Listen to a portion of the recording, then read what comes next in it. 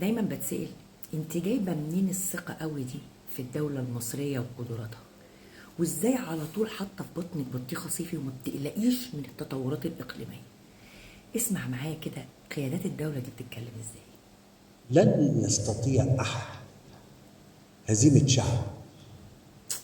مفيش حد يقدر يهزم شعب. مفيش دولة تقدر تهزم شعب. اي والله يا ريس، اي والله يا ريس، ما حد يقدر يهزم شعب، وتحديدا بقى معلش ازيد حضرتك من الشعر بيت بعد اذنك، الشعب المصري. وكم مره قلنا لهم ان مهما تعملوا انتوا بتثبتونا اكتر في ارضنا، بتخلونا ندعم قيادتنا اكتر، بتخلونا على طول مشبكين في بعض. طب نسمع الريس بقى وعدنا بايه.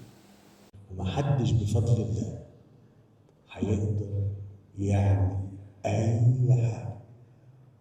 محدش هيقدر يعمل أي حاجة. بالله وبالله وبالله.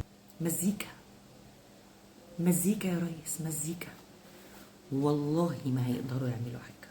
نروح بقى نسمع السيد اللواء خالد مجاور محافظ شمال سيناء قال كلمتين هنا. ستقوم عملية عسكرية ما بين مصر وإسرائيل إذا اقتربوا من هذا السور.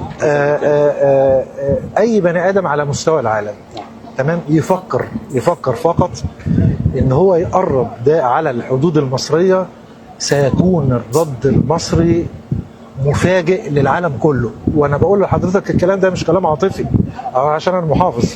انا 41 سنه خدمه قوات مسلحه، انا كنت قائد الجيش الثاني الميداني، انا كنت رئيس هيئه الاستخبارات العسكريه المصريه 3 سنين ونص. وتاكد تماما لو احنا ضعاف لا هيفكروا. لكن انا بطمن حضرتك وبطمن كل اللي سمعني وبطمن الشعب المصري وبطمن كل اقليم الشرق الاوسط. ايطاليا وفي لا يجرؤ بني ادم ان يقترب من الحدود المصريه، من يقترب من الحدود المصريه لا يلومن الا نفسه، ليس بما هو معلن، بما هو غير معلن كده.